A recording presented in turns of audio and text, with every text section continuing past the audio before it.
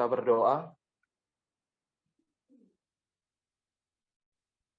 Benar Tuhan, hidup kami hanya karena anugerah Tuhan, karena hanya kasih Tuhan di dalam kehidupan kami. Kami tidak bisa lepas dari kasih-Mu Tuhan. Dan kami tidak bisa lepas dari anugerah yang Tuhan berikan di dalam kehidupan kami. Kami membutuhkan kasih dan anugerah Tuhan di dalam kehidupan kami.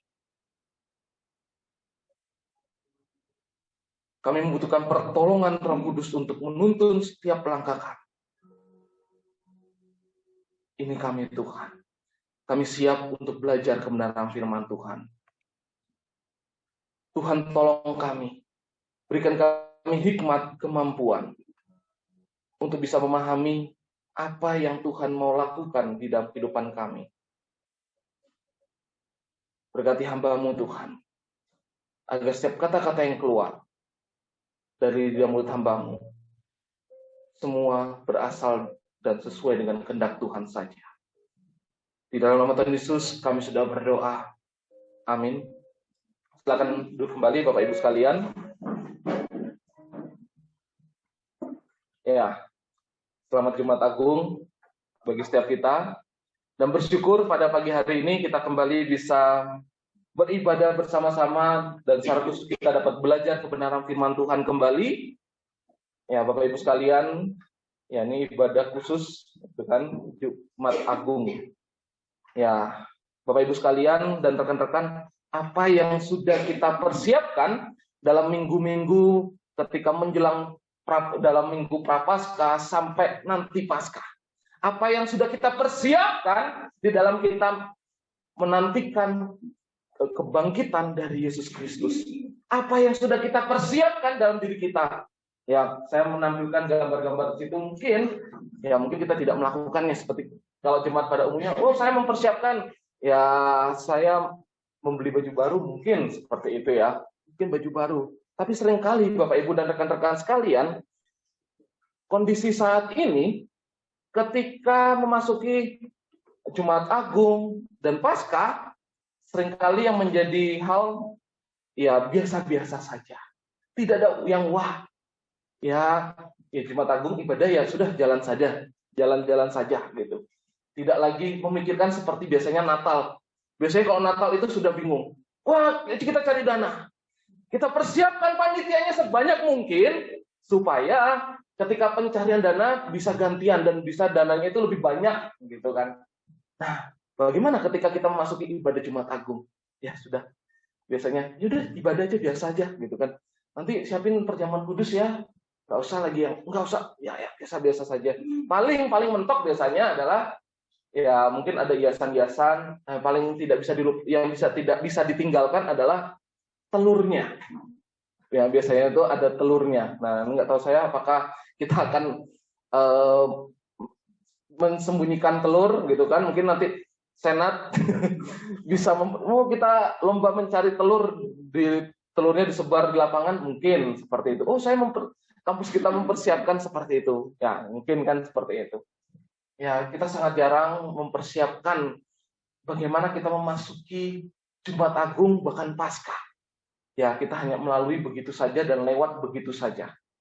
Ya, padahal sebetulnya momen yang paling penting adalah kita menyaksikan dan bisa melihat memperhatikan ini tentang kebangkitan Kristus. Momen yang terbesar dan paling besar di dalam iman kekristenan itu adalah tentang kebangkitan Kristus. Nah, ini yang seringkali dilupakan. Ya, dibuat biasa saja, ibadah biasa saja. Ya, bukan berarti saya melarang harus kita pada Jumat Agung ya yang harus tidak. Tapi seringkali ini menjadi dibalik ketika kita Natal, semuanya meriah, tapi seringkali meriahnya itu hanya untuk diri kita sendiri. Nah, ini yang seringkali terjadi. Ya, Bapak Ibu sekalian, di dalam momen Paskah yang merupakan kemenangan iman kita sebagai pengikut Kristus. Next. Ya, ini statement yang saya mau berikan pertama. Ya, kita akan memasuki Paskah nanti hari Minggu. Paskah itu adalah merupakan momen kemenangan iman kita sebagai pengikut Kristus.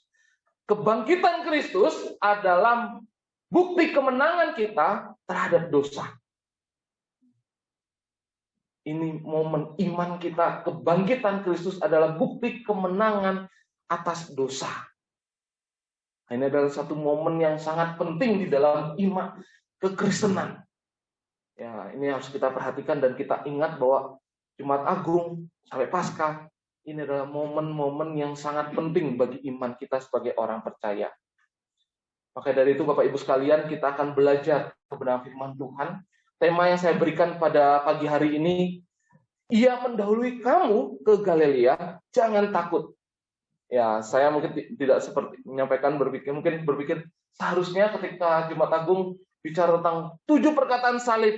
Nah, ini mungkin seringkali di gereja-gereja menyampaikan demikian, tapi saya mau menyampaikan bagaimana kita menerima kemenangan Kristus itu. Ia mendahului kamu ke Galilea, jangan takut. Nanti saya akan jelaskan kenapa temanya seperti ini.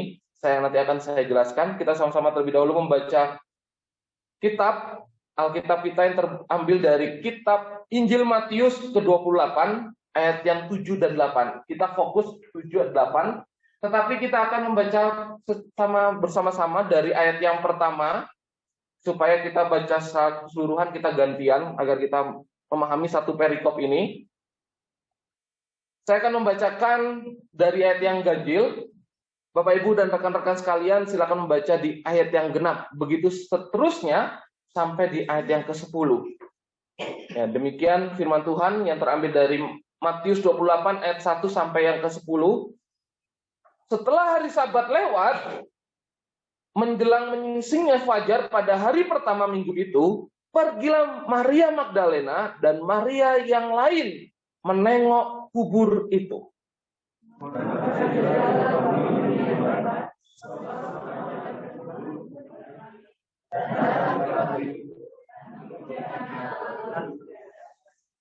Wajahnya bagaikan kilat dan pakaian putih bagaikan salju.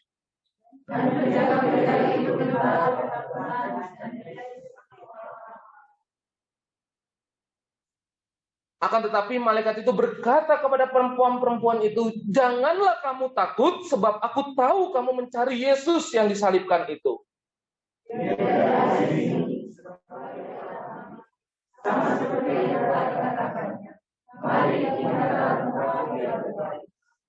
Dan segeralah pergi dan katakan kepada murid-muridnya bahwa ia telah bangkit dari antara orang mati, ia mendahului kamu ke Galilea, di sana kamu akan melihat dia. Sesungguhnya aku telah mengatakannya kepadamu.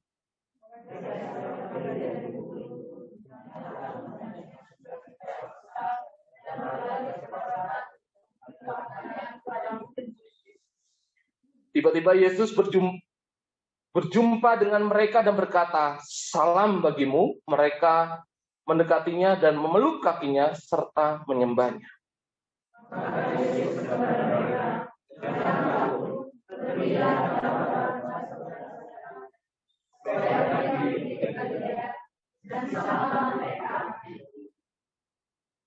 Ya, demikian jauh pembacaan kita, berbagai step kita yang membaca dan merenungkan kebenaran firman Tuhan ini dalam kehidupan kita sehari-hari. Bapak Ibu dan saudara-saudara sekalian, di bagian teks yang ke-10, di ayat yang 10 dikatakan, jangan takut, pergi dan katakan kepada saudara-saudaraku supaya mereka pergi ke Galilea, dan di sanalah mereka akan melihat aku. Ya, Bapak Ibu sekalian, ya, dari tema yang sudah saya sampaikan tadi, ia mendahului kamu ke Galilea, jangan takut. Ya, ini tema yang saya berikan, ini terambil dari Matius yang tadi kita sudah baca, dan saya mau penjelasan dulu mengenai dua tema ini. Yang pertama, ia mendahului kamu ke Galilea. Yang pertama ini adalah sebuah perintah. Sebuah perintah yang diberikan kepada murid-murid Kristus pada saat itu. Jika kita menyelidiki mengapa Galilea, nah ini kita mungkin akan berpikir, kenapa harus Galilea? Kenapa tidak ke Yerusalem seperti itu? Mengapa bukan di Bethlehem, daerah kelahiran Yesus gitu kan? Wah, karena kelahiran Yesus di Bethlehem, kita ketemu di Bethlehem ya, di kampung kelahiran saya. Tapi tidak. Perintahnya adalah, ia mendahului kamu ke Galilea. Ya, kenapa Kristus menetapkan di Galilea? Ya, mengapa bukan di tempat yang lainnya? Tentu keputusan ini yang diambil bukan sekedar seperti kita ujian yang tidak tahu jawaban, hitung kancing, cap, cip, cup, A, B, C, yang mana. Tidak. Tetapi ketika ditentukan di Galilea, pasti ada tujuan. Dan yang kalau kita mau perhatikan di nasihat sebelumnya di dalam kitab Matius juga dikatakan ini adalah sebuah nubuatan yang sudah Tuhan katakan sebelumnya. Di dalam Matius 26 ayat 32 dikatakan di situ di Galilea, bertemu dengan aku di Galilea. Ya, ini tentang cerita tentang waktu Petrus menyangkal Yesus. Di situ sudah dinubuatkan bahwa akan bertemu di Galilea. Rekan-rekan sekalian, memang 3 hari ketika ini menjelang kematian Kristus berlalu sejak peristiwa di Bukit Golgota. Ini kan ceritanya kalau kita melihat filmnya, ya hari-hari ini kan sudah mulai penyiksaan segala macam, bahkan nanti sampai kepada penyalipan seperti itu. Ya, yang kemudian Yesus akhirnya dikubur di kubur yang dimiliki oleh Yusuf dari Arimatea. Ya, keadaan di sana mencekam. Kalau kita melihat sejarah ketika Yesus disalib dan sudah pada saat itu ketika ditangkap kondisi murid-muridnya merasa takut dan ada satu hal yang mungkin mereka membuat tidak berani untuk berpergian, tidak berani keluar, tidak berani kemana-mana.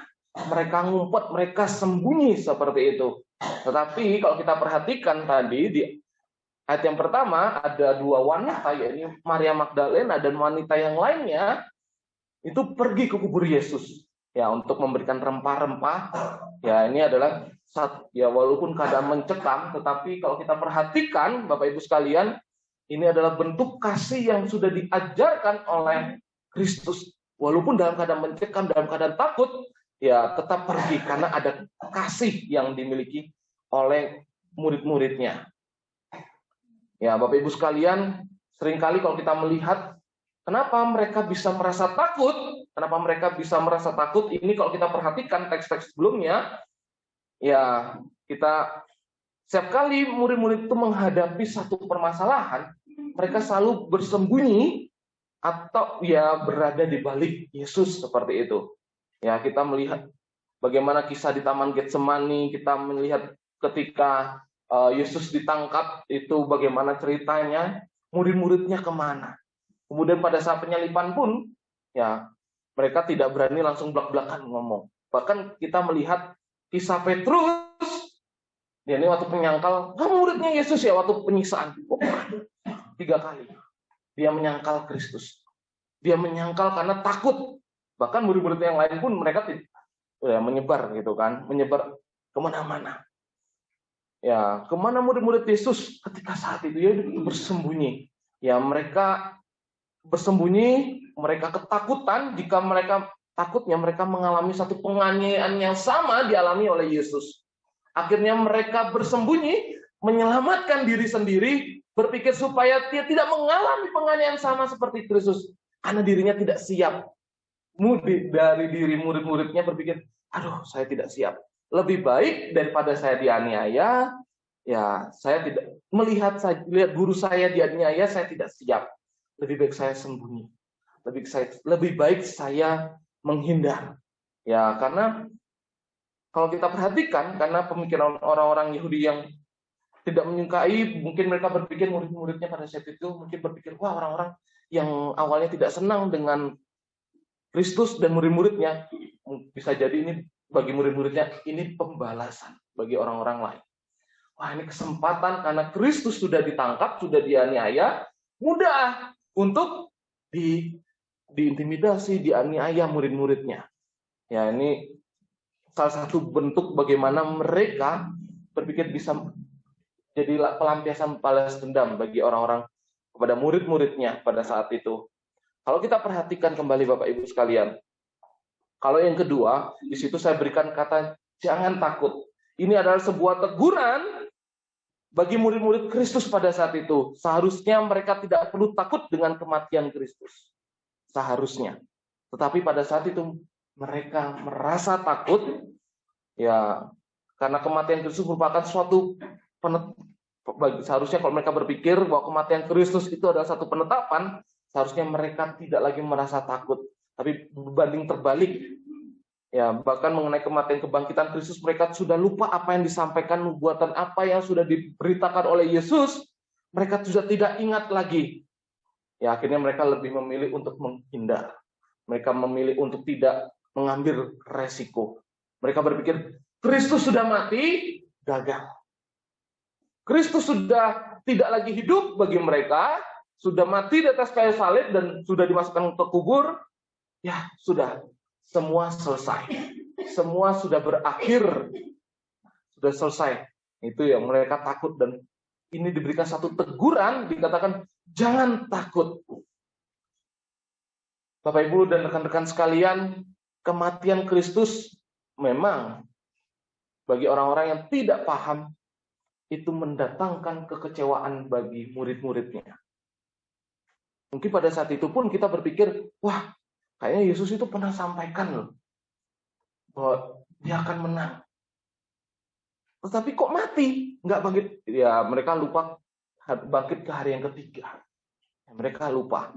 Nah, ini bisa menimbulkan, mereka akhirnya menimbulkan kekecewaan bagi murid-muridnya. Ya, mereka merasa bahwa Kristus telah gagal. Nah, sini ya, telah gagal. Kematian Kristus pasti menimbulkan duka cita yang mendalam bagi para muridnya dan pengikutnya. Ya, pada hari yang ketiga, padahal bangkit dari kematian. Ya, kita perhatikan di sini, ya dikatakan bahwa bangkit pada hari yang ketiga untuk mengalahkan kuasa maut, tapi tetap dilupakan oleh murid-muridnya. Bapak Ibu sekalian, ketika kalau kita perhatikan ayat ini di dalam Matius yang ketika Maria dan Maria yang lainnya, Magdalena dan Maria yang lainnya, ketika datang ke kubur situ, tidak ditemukan mayatnya. Sudah tidak ditemukan lagi mayatnya. Ya, ketika mau masuk ke situ, batunya itu sudah bergeser. Ya, ini mereka sudah sebelum masuk sudah punya stigma bahwa wah, mayatnya hilang, dicuri segala macam. Ketika masuk sudah kosong, wah beneran dicuri. Tapi di situ dikatakan, kalau kita perhatikan, di dalam teks itu, di dalam Matius pun dikatakan bahwa ia tidak ada di sini. Malaikat menyampaikan, ia tidak ada di sini sebab ia telah bangkit sama seperti yang dikatakannya. Mari, lihatlah tempat ia berbaring. Ini mereview lagi, mengingatkan kembali kepada Maria, dan Maria Magdalena dan Maria yang lainnya mengingatkan kembali bahwa dikatakan, mari lihatlah tempat ia berbaring. Sudah kosong tentunya. Sebab ia telah bangkit sama seperti yang telah dikatakannya. Berarti ini kan pengulangan lagi. Mengingatkan kembali kepada murid-muridnya. Diingatkan kembali bahwa Yesus pernah sampaikan bahwa ia akan bangkit. Nah, diingatkan. Next. Bapak Ibu sekalian, Rasul Paulus pernah mengatakan di dalam 1 Korintus 15 ayat yang ke-14. Tetapi andai kata Kristus tidak dibangkitkan, maka sia-sialah pemberitaan kami dan sia-sialah juga kepercayaan kami. Bapak Ibu sekalian, kalau kita perhatikan di hari ketiga itu Kristus bangkit. Andai kata Rasul Paulus, andai kata seandainya misalnya Yesus tidak bangkit, semua jadi sia-sia. Semua menjadi gagal. Sia-sialah semuanya. Karena apa? Puncak iman orang Kristen adalah kebangkitan Kristus. Puncak iman orang Kristen adalah kebangkitan Kristus. Ini adalah tongkat yang paling tertinggi. Makanya saya tadi sampaikan bahwa kebangkitan Kristus ini adalah puncak iman orang percaya. Jadi ketika Yesus bangkit, maka tidak ada yang sia-sia. Kebangkitan Kristus inilah bukti iman kita meyakini bahwa Allah yang kita yakini tidak omong kosong. Bukan sekedar Tuhan jadi-jadian, tapi benar-benar Tuhan. Bapak Ibu sekalian, di dalam momen kebangkitan Kristus yang akan kita rayakan nanti hari Minggu, hari Paskah, ada 3 hal yang saya mau sampaikan kepada setiap kita. Yang pertama, kemenangan akan kematian. Yang kedua, kemenangan akan kuasa gelap. Dan yang ketiga, kemenangan akan ketakutan dan kesedihan. Kita perhatikan yang pertama terlebih dahulu, Bapak Ibu sekalian, kemenangan akan kematian. Ya, di sini kemenangan akan kematian. Yesus bangkit ini dari kematian, itu adalah kemenangan terhadap kuasa maut yang akhirnya setiap kita memperoleh kehidupan yang kekal. Bapak Ibu sekalian, Kristus datang ke dunia bukan sekedar hanya ingin menunjukkan saya berkuasa loh. Saya punya power untuk menyelamatkanmu. Bukan sekedar hanya untuk unjuk gigi saja, untuk pamer kuasa, tapi karena dia betul-betul mengasihi kita, punya kasih yang besar terhadap ciptaannya. Maka ia datang ke dunia untuk menyelamatkan umat manusia, menyelamatkan manusia dari dosa. Untuk apa? Tiap ciptaannya memperoleh hidup yang kekal. Karena apa, Bapak Ibu sekalian, kita tahu bahwa dengan cara apapun manusia tidak bisa memperoleh keselamatan. Dan pada hari ini kita sudah belajar bahwa tidak ada keselamatan di luar Kristus. Hidup kekal hanya kita peroleh di dalam Kristus. Tidak ada yang bisa memberikan jaminan di luar Kristus kamu selamat selain Kristus. Bahkan kalau kita mau bicara agak keluar gitu kan, agama lain mengatakan, salah satu agama mengatakan yang dianggapnya yang sering kali didoakan, doanya yang pimpinan ya Tuhan, nabinya gitu kan, meminta untuk juga didoakan. Jadi saya pernah bertanya kepada rekan-rekan saya yang beragama berbeda, ya mereka pun tidak yakin dengan keselamatan mereka. Mereka pun yang sudah meninggal pun mereka ya menurut mereka perlu didoakan, karena mereka harus setelah meninggal ya mereka harus ada, ya menurut cerita mereka didoakan supaya bisa melewati satu jembatan rambut gitu kan, untuk kalau tidak didoakan itu akan jatuh. Nah, jadi butuh didoakan dari keluarganya. Nah, ini kalau doanya itu kuat, ya dia bisa melewati rambut itu. Nah, seperti itu. Rambutnya itu katanya tipis gitu kan, sehelai gitu kan. Ya, mungkin Bapak Ibu pernah mendengar ataupun tahu ini saya maksud dari siapa, seperti itu kan. Tapi Bapak Ibu sekalian, ketika kita percaya Kristus, kita meyakini Kristus ada juru selamat kita, orang mati pun kita tidak lagi khawatirkan. Keluarga kita meninggal, kalau dia sudah percaya Yesus, kita tidak perlu sibuk-sibuk lagi. Ya ibadah, ya boleh ibadah, ucapan syukur, kita keluarga ditinggalkan, diberikan kekuatan. Tidak lagi mendoakan orang meninggal. Tidak lagi berpikir bagaimana, aduh Tuhan, ini pasangan saya baru meninggal, kira-kira dia nyampe ke surga nggak ya? Kira-kira dia bertemu dengan Tuhan, diizinkan nggak ya masuk surga? Kalau kita meyakini bahwa pasangan kita, keluarga kita meninggal dalam Kristus, kita tidak ada rasa khawatir lagi. Kenapa? Kita telah memperoleh hidup yang kekal. Ini satu jaminan yang kita bisa pegang, kita miliki. Dan ini kita tidak bisa peroleh tempat yang lain.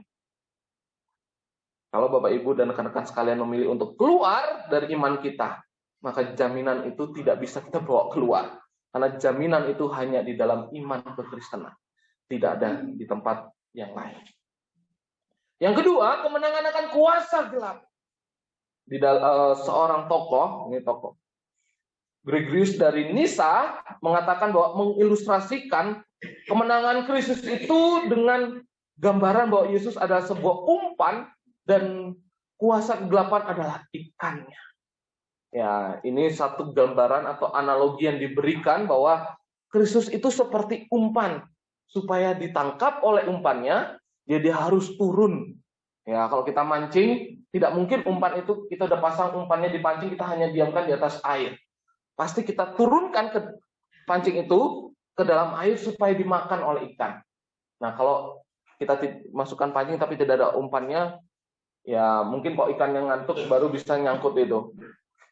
Kalau ikannya tahu itu pancingan dan tidak ada umpannya, pasti dia akan menghindar.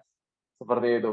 Nah, ini kalau dari gambaran dari Gregorius ini mengatakan Kristus itu seperti umpan supaya ya kuasa kegelapan itu mendekat, seperti itu gambarannya. Dan mendapatkan kuasa kegelapan itu dimenangkan, dikalahkan, dan kita dimenangkan. Dan ini kaitannya kita memperoleh hidup yang kekal itu, dan kita dimenangkan oleh Kristus, kita dibawa keluar dari tempat yang gelap, eklesia. Kita dipisahkan, kita gereja yang dipisahkan dari tempat yang gelap. Kita sudah dipisahkan dari tempat yang gelap kepada tempat yang terang. Itu artinya kita jangan lagi berpaling, kita jangan lagi berpindah ke tempat yang gelap. Kita sudah ada di tempat yang terang. Itu artinya kita di tempat yang sudah dipisahkan dari orang-orang yang masih dalam kegelapan. Yang ketiga, ini kemenangan akan ketakutan dan kesedihan. Bapak Ibu sekalian, kalau kita perhatikan, ya ketika Yesus mati di atas kayu salib, murid-muridnya manusiawi sekali ya. Kalau kita pikirkan, ya manusiawi banget kalau mereka mengalami satu kesedihan, kehilangan, bahkan kekecewaan. Karena mereka merasa pimpinan guru mereka, panutan mereka meninggal. Ya, ini manusiawi banget. Kalau kita ada satu orang yang kita idolakan meninggal, ya pasti akan ada satu kesedihan yang mengalami, yang dalam, duka cita yang mendalam. Satu hal yang tidak bisa dipungkiri. Tapi Bapak Ibu sekalian, melalui kematiannya dan kebangkitannya, kekuatan, ketakutan dan kesedihan pun sirna. Karena ini membuktikan kemenangan. Di dalam kematiannya, membuktikan satu kemenangan terhadap dosa. Dan kita meyakini bahwa kematian Kristus tidak akan pernah sia-sia dalam kehidupan kita. Dan menghilangkan, kita tidak perlu ketika Jumat Agung, wah kita nangis-nangis gitu kan. Karena, wah Yesus disalib, mati. Tidak perlu. Karena kita punya satu keyakinan bahwa kematian Kristus. Dan di dalam kebangkitannya, kita memperoleh satu kemenangan yang kita tidak bisa terima di tempat yang lain. Dan kita dapatkan satu perasaan yang berbeda. Hal yang berbeda dalam diri kita. Kita mengalami satu kebebasan hati yang ya tidak bisa dijelaskan secara kata-kata. Bahwa kemenangan kita, kesukacita kita besar. Ya mungkin berbeda dengan hal yang ketika kita menerima satu keselamatan ini, berbeda ketika kita menerima satu keinginan kita yang kita sudah inginkan, gitu kan. Wah, saya berbulan-bulan, bertahun-tahun sekolah di sini, bergumul punya laptop sendiri. Kemudian kita mendapatkan laptop itu, mungkin kita senang. Tetapi ketika kita mendapatkan satu keselamatan itu, ya sukacita kita berbeda dengan hal-hal yang kita terima secara material.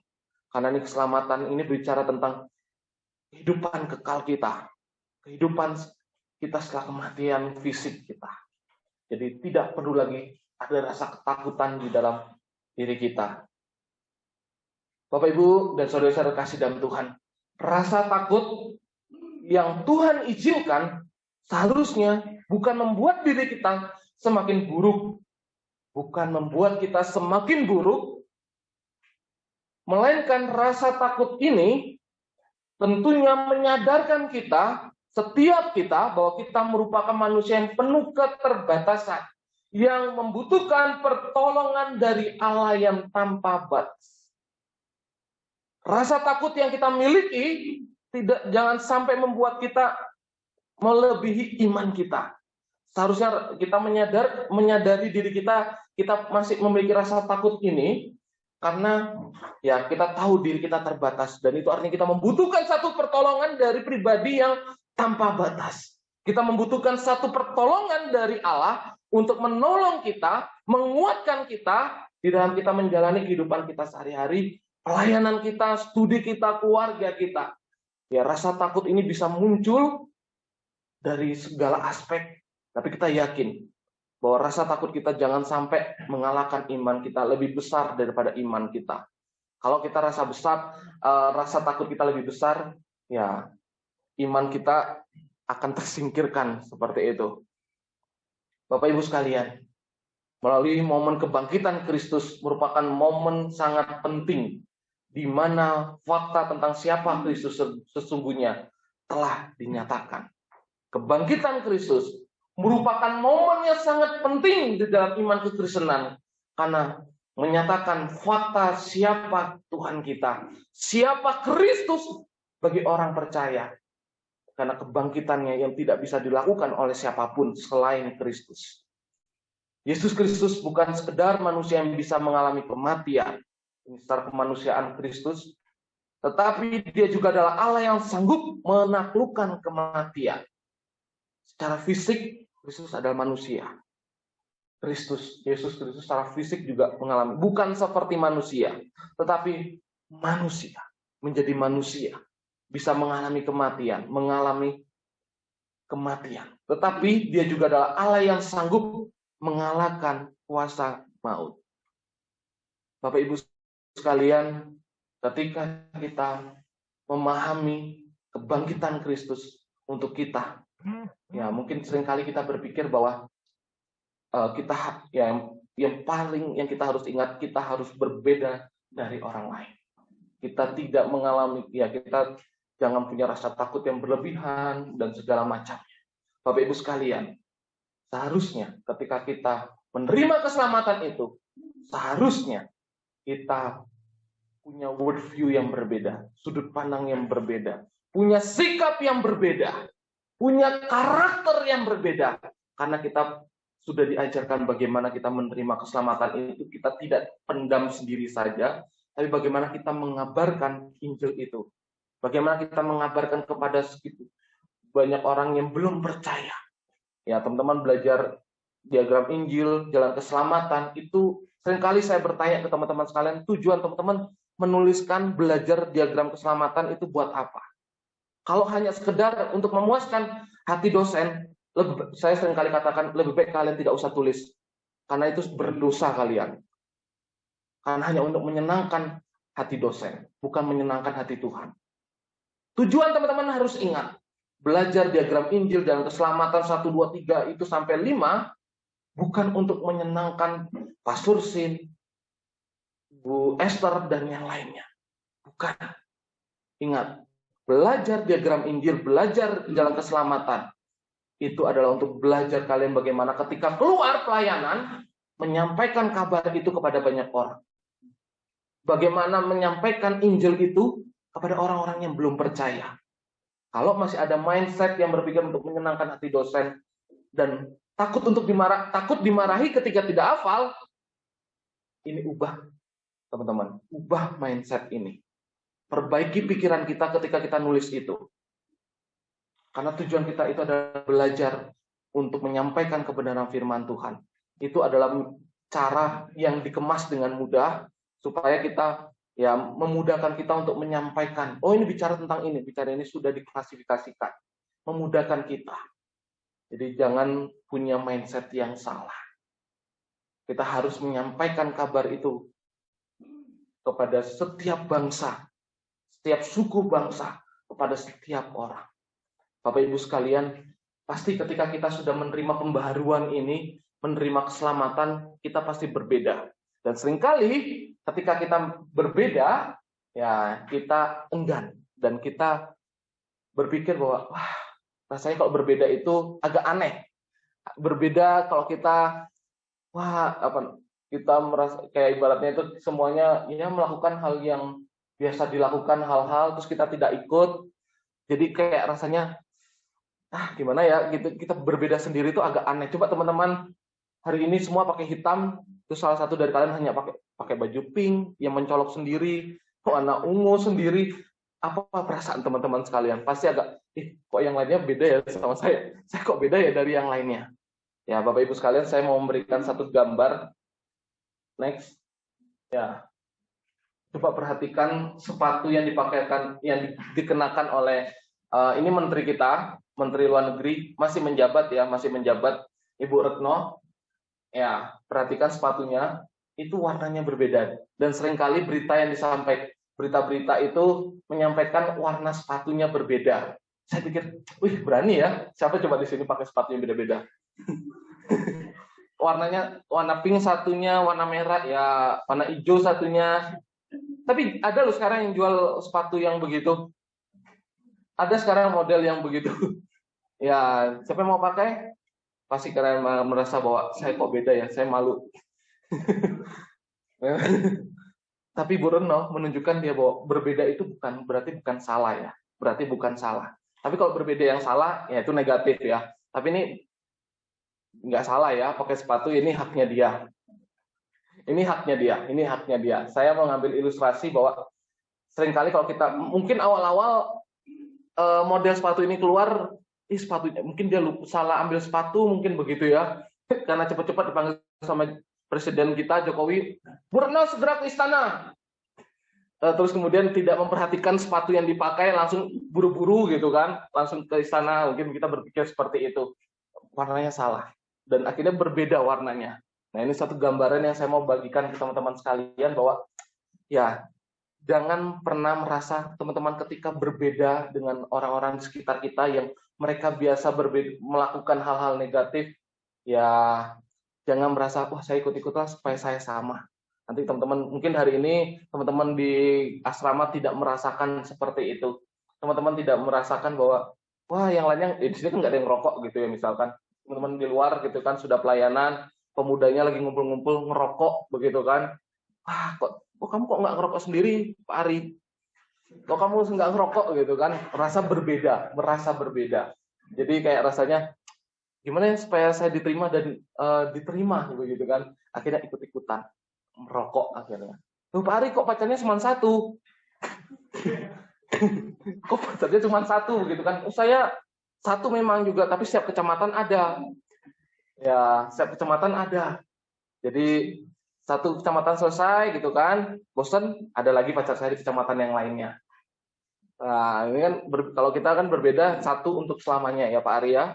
Satu untuk selamanya. Teman-teman yang lainnya yang sudah pacaran, satu untuk selamanya. Jangan ikut-ikutan setelah keluar ketemu, wah, ketemu keluar ada yang lebih bening-bening mungkin gitu kan. Yang akhirnya matanya tidak bisa melek gitu kan. Tidak bisa tutup mata karena nyangkut matanya ngeliatin begitu kan. Yang lainnya nggak apa-apa nih.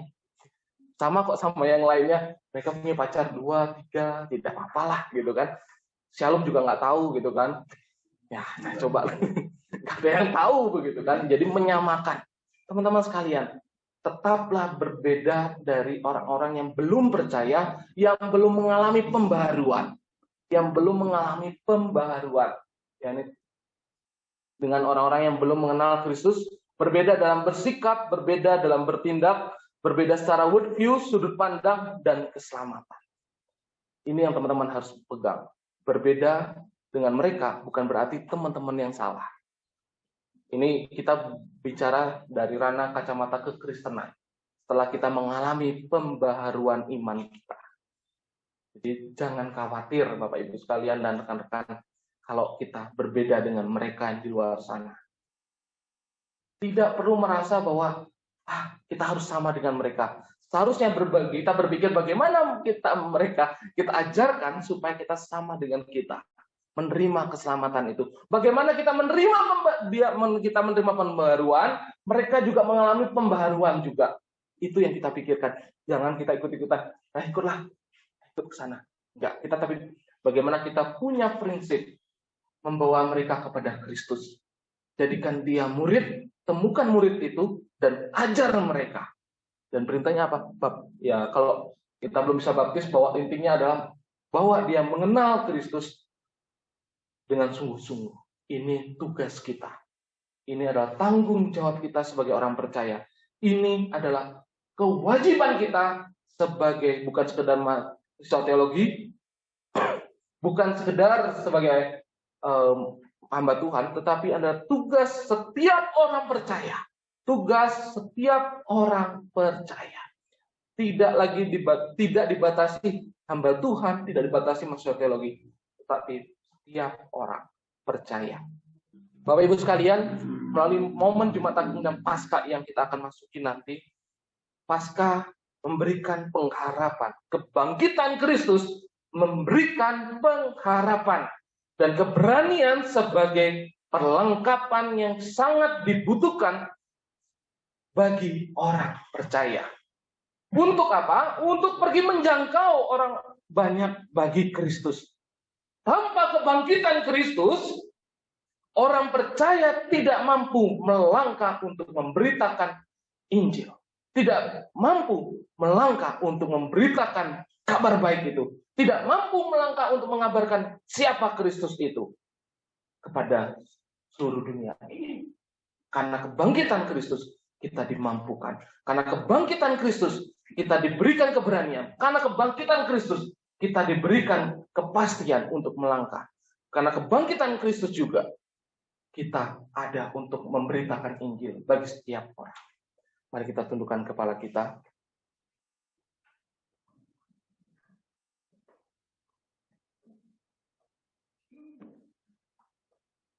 Bersyukur Tuhan, pada hari ini kami dapat belajar akan kebenaran firman Tuhan.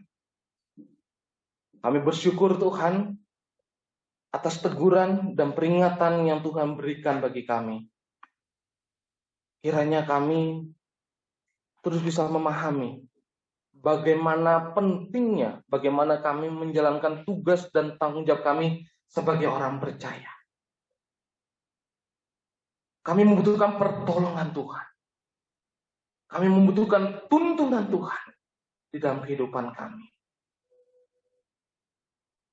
Kiranya di dalam momen Jumat Agung ini dan kami akan memasuki Paskah, membuat iman kami semakin diteguhkan, semakin membuat kami berani untuk melangkah memberitakan Injil. Tapi Tuhan, ampuni kami jika seringkali kami ada rasa kekhawatiran yang berlebihan, rasa takut yang berlebihan, takut dianiaya karena iman kami. Ampuni kami Tuhan. Tolong kami Tuhan. Kami mau Tuhan untuk menyerahkan hidup kami sepenuhnya ke dalam tangan Tuhan. Tuhan pakai sesuai dengan kehendak Tuhan. Terima kasih Tuhan Yesus, inilah setiap kami. Dan kami akan memasuki perjamuan kudus. Tuhan tolong kami. Kiranya Tuhan yang menyucikan hati dan pikiran kami. Layakkan kami untuk menerima perjamuan, meminum anggur, dan memakan hostia Tuhan. Layakkan kami Bapa. Amin. Bapak Ibu sekalian, pada pagi hari ini kita akan menerima perjamuan kudus. Ya, mari kita memenuhi undangan perjamuan kudus yang telah ditetapkan bagi setiap kita untuk melakukannya. Perjamuan kudus ini diperuntukkan bagi setiap kita, bagi jemaat Bapak Ibu sekalian yang mengaku percaya dan telah dibaptis, menerima baptis dewasa maupun sidik, serta tidak di bawah pengembalaan khusus. Perjamuan kudus ini mengingatkan kita akan 3 hal. Yang pertama, ini bicara tentang pengorbanan. Pengorbanan Kristus di atas kayu salib untuk menebus setiap dosa kita. Yang kedua, perjamuan kudus juga mengingatkan kita pada persekutuan kita dengan Kristus. Yang ketiga, perjamuan kudus mengingatkan kita tentang pengharapan, tentang kedatangan Yesus yang kedua kalinya untuk menjemput setiap kita.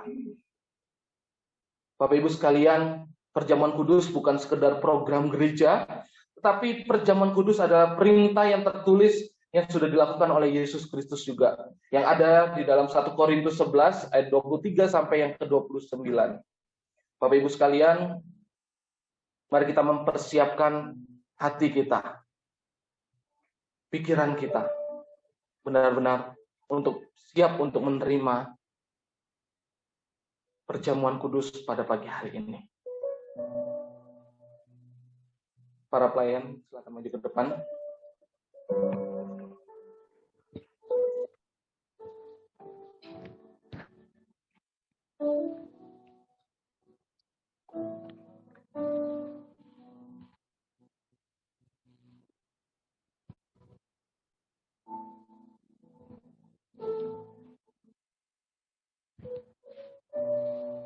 Aja dulu.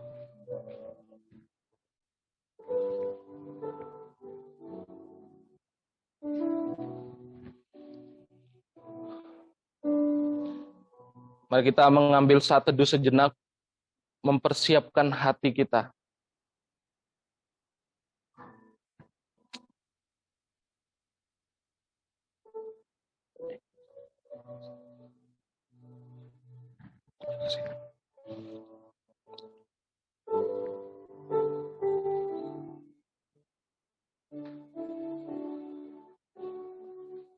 Amin. Bapak Ibu sekalian, ketika perjamuan terakhir, Tuhan Yesus bersama dengan murid-muridnya, Yesus mengambil roti, kemudian diangkat, kemudian Yesus memecah-mecahkannya. Kemudian Yesus berkata, ini adalah tubuhku yang kuserahkan kepada setiap kita, dan jadikan ini peringatan akan setiap kita. Ketika Yesus, selanjutnya Yesus mengambil angkat. Kemudian dikatakan bahwa inilah darahku yang telah dimeteraikan. Dan setiap kali kita meminumnya, jadikan ini peringatan akan setiap kita atas pengorbanan Yesus Kristus di atas kayu salib.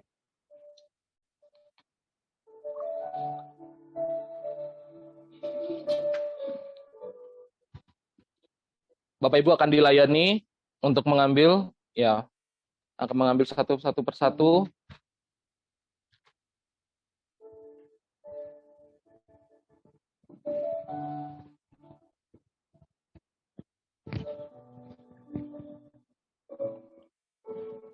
Hadirat penyelamatan di kayu salib, karya penyelamatan dipersembahkan, cinta tak terduga. Yesus Kristus, sumber penebusan, menghadirkan kasih yang tak terhingga, yang tak terhingga. Di sana terdampar penderitaan yang suci, duri mahkota, hiasi kepalanya. Namun tak terelakkan. Dia lebih manusia dari dosa dengan darahnya. Kisah kasihnya tiada terhingga. Ditulis dengan luka yang terukir, tetapi di antara rintihan dan tangisan, harapan bangkit dalam cahaya yang memancar.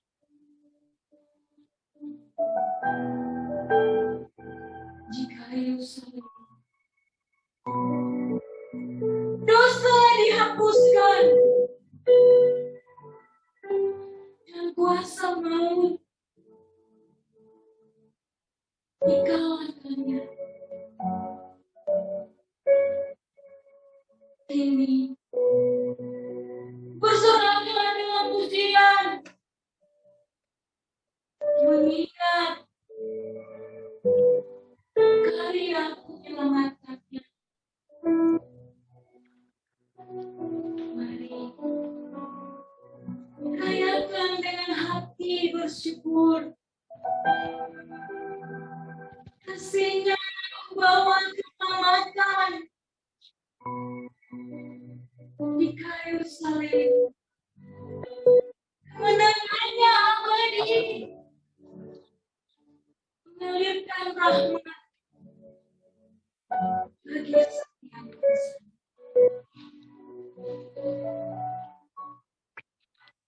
Saya mengajak Bapak Ibu sekalian untuk bangkit berdiri. Mari kita mengangkat hosti kita.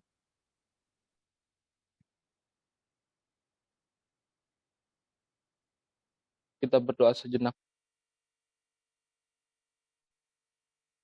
Kita bersyukur atas pengorbanan Tuhan di atas kayu salib. Darahnya tercurah bagi setiap kita. Tubuhnya dicabik-cabik. Semua untuk menebus setiap umat manusia dari dosa. Terimalah roti ini sebagai gambaran tubuh Kristus di dalam hidup kita. Makanlah.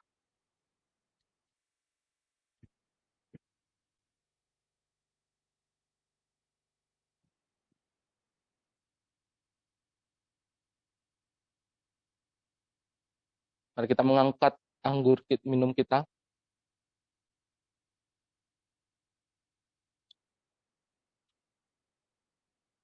Mari kita menerima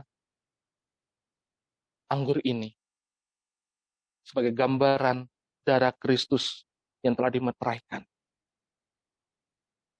Minumlah.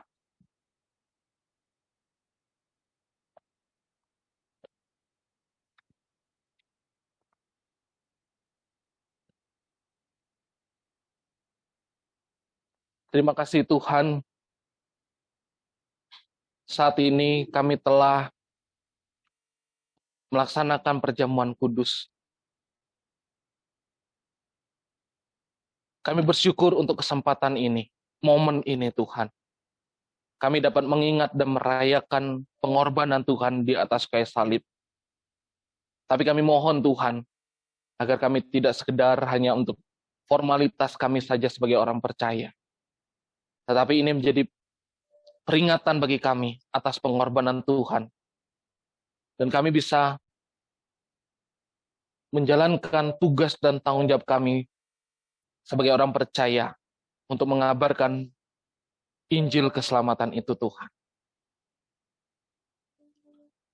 Di dalam nama Tuhan Yesus kami berdoa. Amin. Silakan duduk kembali Bapak Ibu sekalian.